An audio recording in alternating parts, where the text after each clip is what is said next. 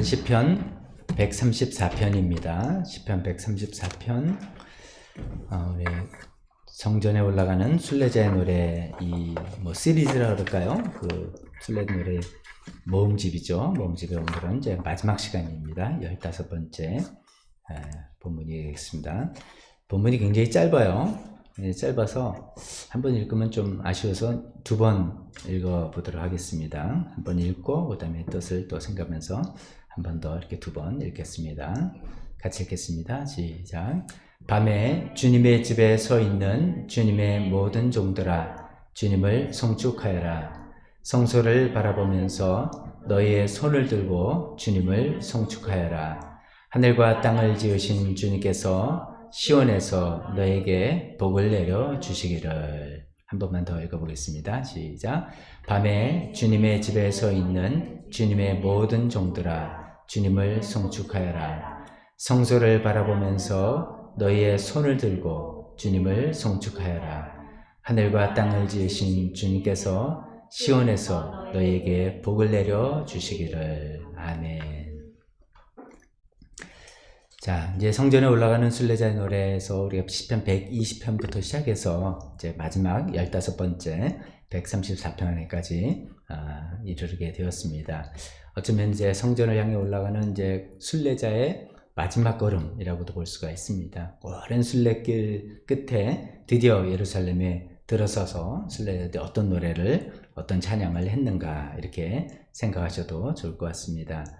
오늘 이 짧은 본문인데, 이 짧은 본문에 우리가 좀 비교해서 생각해 볼 그런 중요한 단어들이 나옵니다. 1절, 2절에 보면 주님을 송축하라, 송축이라는 단어가 나오고, 3절에는 너에게, 하나님께서 너에게 복을 내려주신다. 그걸 이제 축복의 원래 뜻은 복을 빈다, 이렇게 뜻이죠. 그래서 우리가 이제 용어상은 그게 맞지는 않는데, 관례상은 이제 축복한다, 이렇게 하는 거죠. 그래서 축복, 송축과 축복, 이런 단어가 이렇게 나오는데, 이런 의미를 먼저 간단하게 살펴보고, 두 번째, 이 시편의 특징점인 그 밤에 하나님을 송축한다. 그래서 제목을 밤에 하나님을 송축하는 사람, 이렇게 잡아봤는데, 그것에 대해서 말씀드리려고 합니다. 그 시편 내용은 간단하죠. 순례자들이 딱 이제 성전에 들어왔더니 그 주님의 모든 종들, 이 사람들은 이제 결국은 이제 제사장과 레위인들을 이야기하는 건데요. 그들에게 하나님을 송축하라라고 이제 노래하는 거죠. 그러면서 하나님을 송축하는 자에게 하나님께서 그들에게 복을 주실 거다라고 이런 내용을 이야기하고 있습니다. 근데 심지어 손을 들고 송축하라 이렇게 이야기합니다. 그래서 이제 이런 시편의 내용을 따라서 우리도 찬양할 때 가끔가다 이렇게 손을 들고 찬양하자, 그리고 손을 들고 하기도 하죠. 찬양할 때 손을 드는 몇 가지 이유가 있지만 아무래도 이제 간절함이죠. 간절함을 표시하기 위해서, 또 어떤 때는 나의 하나님을 예배하고 높이는 마음을 적극적으로 표현하기 위해서 그러기도 하고, 또는 이제 항복한다. 주님 앞에서 저는 이제 항복입니다. 지금 하나님께 모든 것 맡깁니다. 등등 여러 가지 의미로 손을 들기도 합니다. 손을 드는 이야기 나오니까 이제 제 앞에서 찬양 인도하면서 보시면은 손을 드는 모양이 또 가지각기예요. 어떤 분은 손을 좀 드는 건데 이제 들기 힘드니까 옆으로 이렇게 하시기도 하고 이렇게 하시기도 다 좋습니다. 하나님께서 우리 자세를, 마음을 받으시는 거니까요. 근데 이제 송축하다는 용어가 이제 성경에 특히 시편에 잘 나오는데, 우리가 일상 용어로 쓰지 않는 용어입니다. 그래서 이 의미를 우리가 또 좀 알고 설명하면서 말씀드리려고 합니다.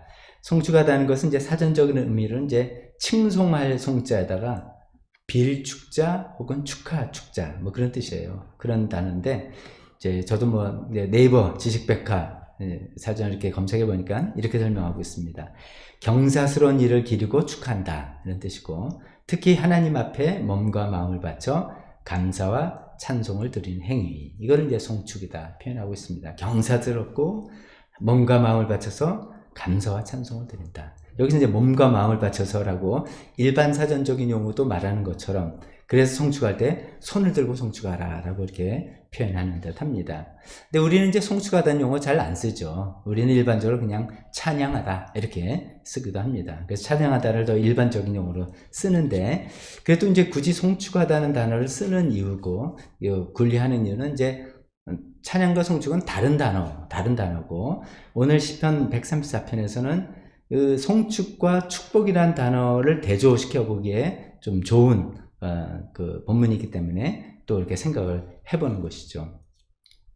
그러니까 1절, 2절은 하나님 송축하라, 3절은 하나님께서 축복을 내려주신다 라고 하는데, 이 송축과 축복이 원래는 같은 단어에서 나온 거예요. 같은 단어를 다르게 번역을 한 거죠. 그 상황에 따라서. 한 단어에서 나눴다는데, 한 단어를 그냥 영어로 한다면 bless입니다. 그래서 이제 bless God, 하나님을 찬양하면, 송축하면 God will bless you, 하나님께 너를 복을 주신다, 뭐 이런 뜻인데, 이제 이건 영어고, 이제 원래 이제 한 단어인 히브리의 바라크라는 단어입니다. 바라크. 이제 바라크는 그 전에 우리가 시편에도 살펴봤는데, 이게 이제 무릎을 꿇다라는 언어적인 의미예요. 무릎을 꿇다. 그러면 이제 의미가, 송축한다는 게 어떤 거구나. 그래서 이런 사전적인 정의가 나왔구나. 즉, 하나님을 우리가 송축한다 할 때, 실제로 무릎을 꿇든, 마음으로 무릎을 꿇든, 정말 낮은 자세로 하나님을 높여드리고 하나님을 찬양하는 것, 이것이 이제 송축이다라는 그런 의미로 우리가 이해할 수 있습니다. 뭐 이것은 좀 쉽죠. 어렵지 않습니다. 우리가 그렇게 늘 생각하고 있습니다. 그런데 애매한 거는, 아니, 그 같은 단어에서 어떤 때는 송축이다, 우리가 이제 하나님을 송축한다, bless한다 이렇게 썼는데, 또 같은 단어를 하나님한테도 적용하는데, 그럼 하나님이 무릎을 꿇느냐 말이죠. 그건 좀 안 되잖아요. 하나님이 무릎을 꿇는다? 그건 그런 뜻이 아니라, 하나님이 인간에게 복을 주시기 위해서 마치 무릎 꿇는 것처럼 굽어 살피시고, 하나님이 이제 높은 데서 그냥 하늘만 보시는 게 아니라 저 낮은 인간의 세계를 굽어 살피시고, 무릎을 꿇고 굽어 살피시는 것처럼 자세히 보시고 우리 필요를 보시고 그 필요를 채워주신다라는 의미가 복을 주신다, 바라크, 하나님께서 우리를 바라크한다라는 그런 뜻입니다. 그래서 이제 같은 단어에서 이제 상황에 따라 다르게 표현돼서 우리가 이렇게 이해할 수 있겠죠. 우리가 하나님을 송축할 때, 하나님을 바라크할 때 우리는 무릎 꿇고 또 필요하면 손도 들고 하나님을 찬양하는 것이고, 하나님께서 우리에게 복을 주실 때, 즉 하나님께서 우리를 바라크할 때는 하나님은 굽어 살피시고 우리의 필요를 채워주신다, 이렇게 또 얘기해 봅니다. 또 달리 말하면 우리는 하나님이 누구시고 어떤 위대한 일을 행하셨는지를 찬양하면서 하나님을 송축하는 것이고, 하나님은 우리를 사랑하시고 우리 필요를 채워주심으로써 우리에게 복을 주신다, 이렇게 좀 같은 단어로서 연결해 봐도 되겠습니다. 그 이제 송축과 축복이 한 시편 안에 잘 나와 있는 좋은 시편이라서 설명을 해 봤습니다. 그래서 이제 이해하기로는 이렇습니다. 그냥 순례자들이 그 성전에서 이제 섬기는 자들을 보고 너무나 감동받아서 하나님을 여러분 송축하십시오, 그러면 하나님께서 우리에게 복을 내려주실 것입니다 라고 하는 그런 노래를 하고 있습니다. 그래서 송축과 축복을 이렇게 정리해 봤습니다. 그런데 이 시편에서는 이제 그것도 중요하지만 그보다도 더 특이한 점이 밤에 송축한다는 거죠. 밤에. 성경이 뭐 이런 시간을 이렇게 딱 특이한 게 별로 없는데, 밤에 이렇게 하나님을 송축한다라는 그 표현을 할까, 이것을 좀 생각해 봅니다. 밤에 하나님 송축한다니까 무슨 철야 예배를 드리는 건가, 하나님은 철야 예배 드리는 걸 좋아하시는가, 이렇게 생각할 수도 있는데, 이 시편을 이제 이게 이게 성전에 올라온 순례자들의 노래다라는 그런 이제 설명을 배경으로 가지고 생각해 보면 아마도 이런 것 같습니다.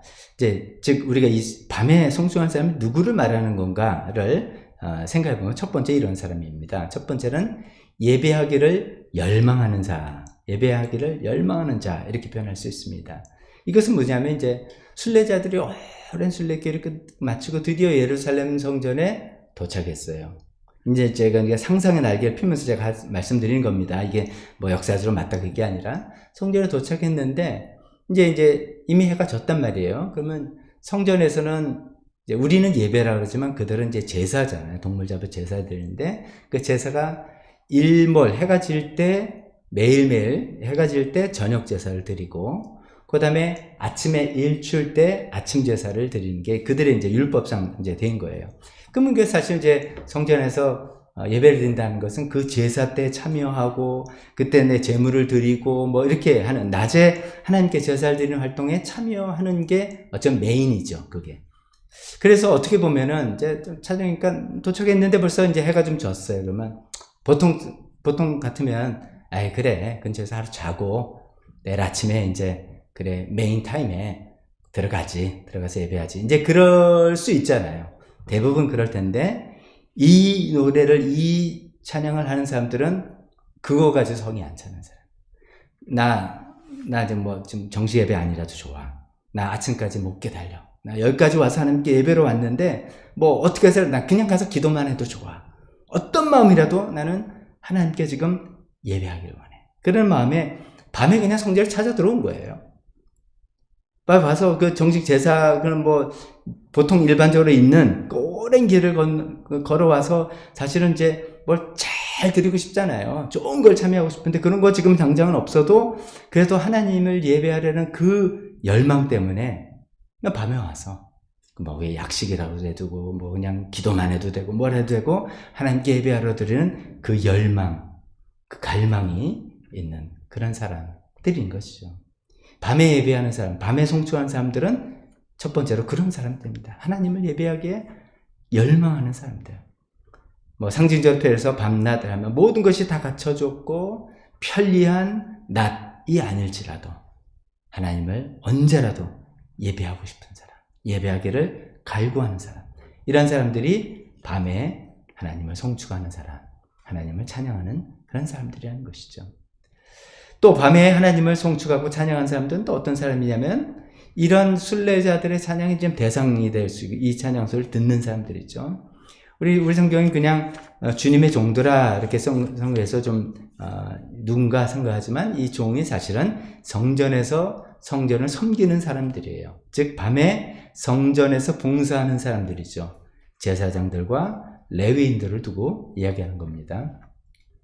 밤에는 이제 아까 말씀드린 것처럼 이제 저녁 제사도 끝났고 또 아침 제사 때까지는 아직 시간이 있고 그 시간을 이제 밤이라고 부르는데 일반적인 어떤 커다란 액티비티나 그런 뭐 행사나 이런 건 없죠.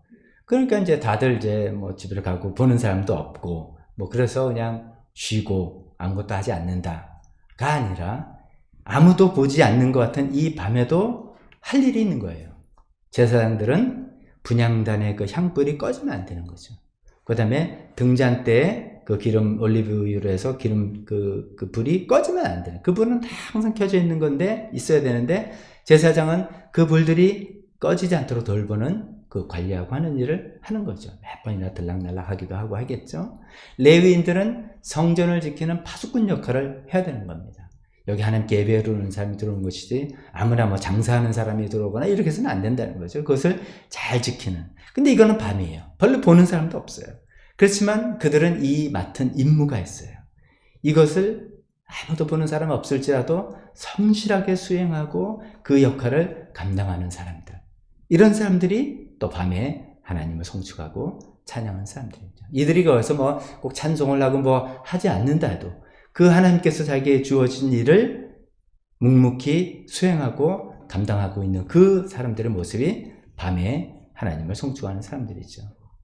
어쩌면 이제 밤에 예루살렘에 와서 예배드리러 온 사람들이 감동을 받은 게 그런 거예요. 자기네들 이제 첫 번째 제가 말씀드린 것처럼 난 아침까지 못 기다려. 난 와서 하나님께 너무너무 예배하길 원해. 그래서 그냥 밤에라도 막 이제 성전에 어떻게 들어왔어요. 들어와서 막 보는데 감동을 받은 거예요. 그 밤에 성전 그 분향단과 등잔대 그런 건 이제 그것도 밖에 보이지 않겠지만 제사장들이 자기 역할을 맡아서 하고 레위인들이 자기 역할을 맡아서 성전을 다 돌보고 그들이 예배하는 것을 섬기는 그 모습들을 보고 감동을 받은 거죠.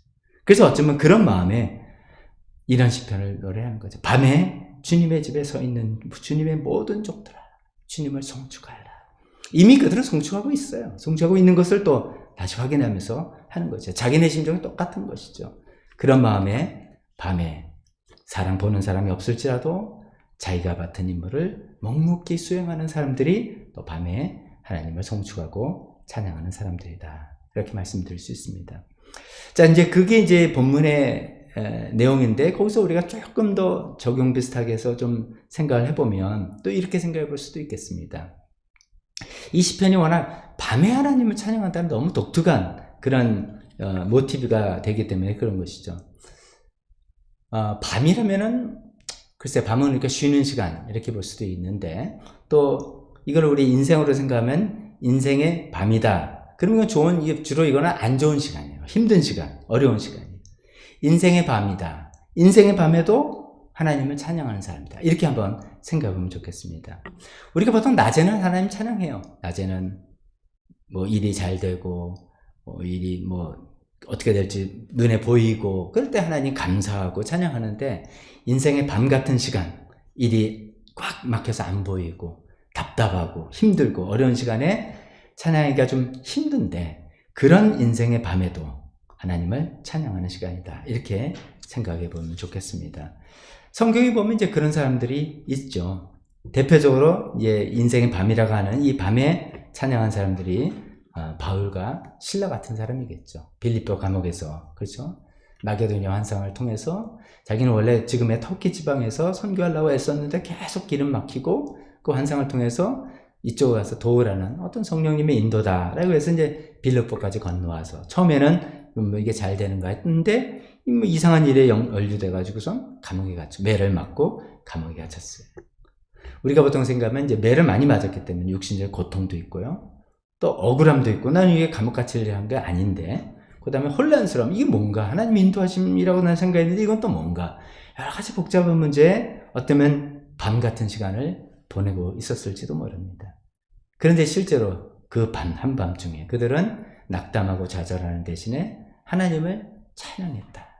잘 알고 있는 내용이죠. 하나님을 찬양하고 송축하였더니 그랬더니 놀라운 또 기적이 일어나서 감옥문이 열리고 간수 집안의 사람들이 예수님 믿게 되는 그런 일이 생겼다는 것이죠. 참 인생의 밤에 하나님을 찬양할 때 놀라운 일이 생긴 것이죠. 그 예를 이제 한 가지만 더 예를 들어보면 혹시 여러분 들어보셨는지 모릅니다. 뭐 아시는 분들은 어디서 들어보셨을 거고 이제 일본의 어떤 목사 사모님 이야기예요. 하자라키 모모코라는 분이고 저도 뭐 제가 잘 아는 게 아니라 제 자료를 통해서 본 건데 이분이 이제 일본의 어떤 가난한 교회 목사님 사모님인데 44살 때 암으로 세상을 떠났다고 합니다. 근데 이분이 이제 악성 폐암이 걸려서 결국 일찍 오래 못 살고 이제 돌아가셨는데 그분이 이제 자기가 악성 폐암이 걸렸다는 사실을 알게 되자마자 노트를 사서 이제 매일매일 투병 일기를 이렇게 썼는데 나중에 이게 이제 책으로 발간되고 많은 사람들이 감동을 받고 또 그것 때문에 예수님 믿게 된 사람들도 많게 됐다. 뭐 이런 이야기입니다. 그분이 이제 그 사모님이 자기가 암에 걸린 사실을 남편을 통해서 이제 듣고 난 다음에 그날 쓴 일기가 이런 거라는 거예요. 내 마음은 주를 경배하며 내 영혼은 내 구원이 되시는 하나님을 기뻐하노라. 오늘이라는 날 1978년 6월 28일을 나는 분명히 적어놓아야만 하겠다. 오늘은 내 길지 않은 생에 있어서 획기적인 날이 되었다. 나의 생애는 오늘부터 시작된다. 이제부터가 진정한 삶이다. 참 저도 이 글을 보고 좀 감동이 됐어요. 야, 이렇게까지 생각할 수가 있겠구나. 이거를 이제 암이 걸려서 하는 것을 원망하지 않고 잘 받아들이는 것도 좀 귀하고 힘들다 이렇게 생각하는데 그날이 정말 자기 인생에서 획기적인 날이고 내 생애는 오늘부터 시작되는 거다. 그래서 나는 하나님을 경배하고 찬양하는 그 시간이다, 시작이다 라고 이제 생각한다는 거죠. 그래서 이제 뭐 그렇게 이제 시작했는데 암은 진행이 되고 결국은 이제 한 달 정도 지내서는 교회도 가지 못하고 그러면 이제 시간을 맞춰서 오늘 성도님들 우리 교회 성도들 중에 예배하는 시간이지 그럼 나도 예배해야지. 그래서 병상에서 하나님께 함께 예배하고 뭐 그랬다는 그런 내용입니다. 그러면서 이제 그 사모님이 마지막에 남긴 시, 뭐 유언이 아니라 유시라고 해야 되나요? 그러니까 이제 이렇게 알려져 있습니다. 그 이제 맞은 말기 아닙니까? 얼마나 고통이 심했겠어요. 그것을 이제 이렇게 표현한 거예요. 내 신음이여, 내 찬미의 노래가 되어라. 내 괴로운 숨결이여, 내 신앙의 고백이 되어라. 내 눈물이여, 내 노래가 되어라. 주님을 찬양하는 내 노래가 되어라. 내 병든 육체에서 나오는 모든 숨결이여, 호흡의 곤란이여, 기침이여, 내 열이여, 땀이여, 내 숨결이여, 최후까지 내 구주의 주를 찬송하라. 라는 시를 마지막 남기고 천국으로 하셨다고 합니다. 좀 이게 인생의 밤에 하나님을 송축하고 찬양하는 한 사람의 예라고 우리가 또 생각해 볼 수도 있겠습니다. 오늘 시편 134편 굉장히 짧은 시편인데 인생의 밤에 하나님을 송축하는 사람, 어떻게 너무너무 아름다운 사람들을 이야기하는 겁니다. 첫 번째로 그 순례길을 마치고 이제 쉬고 그 다음날 아침에 정식으로 예배 드려도 되는 거지만 그거를 하나님께 예배하는 것을 너무너무 갈망하고 열망해서 그냥 난 조금 뭐라도 예배하고 싶어 하는 마음에 밤에 성전을 들어온 순례자들이 밤에 하나님을 경배하는 사람들입니다. 또 들어와 봤더니 그 밤에 묵묵히 자기가 맡은 일들이 있어요. 남들이 보든 안 보든 그 일을 잘 묵묵히 수행하면서 하나님을 섬기고 성전을 섬기는 사람들이 있었어요. 그들이 또 밤에 하나님을 송축하고 찬양한 사람들입니다. 또 거기서 더 나가서 우리가 생각해보면 인생의 밤이라고 할 수 있는 그 힘들고 어려운 시간에 바울과 실라 같은 사람, 또 아니면 일본의 어떤 사모님 같은 그런 분이라도 정말 그 인생의 밤 같은 시간에 오히려 하나님을 찬양하고 송축하는 그런 사람들이 있는 것이죠. 이런 사람들을 하나님께서 축복하신다는 거예요. 아까 이제 송축과 축복, 하나님을 인생의 밤에, 어떤 밤의 시간에, 어떤 모양이든 밤에 하나님을 송축하는 그런 사람들을 하나님께서 축복하신다. 바라크하는 사람들을 하나님께서도 바라크하신다라는 그런 아름다운 내용으로 성전에 올라가는 순례자의 노래를 마무리하고 있습니다. 어쩌면 하나님께 예배하러 나가는 마지막 우리의 결론의 모습이라고 생각해서 그런지도 모르겠습니다. 그래서 우리도 밤에 하나님을 찬양하겠다. 밤에도 하나님을 찬양하겠다. 이런 결심으로 우리 나아갈 때 하나님께서 우리에게 필요한 모든 것들, 영과 육에 필요한 것들 채워주실 하나님 것을 믿어 의심치 않습니다.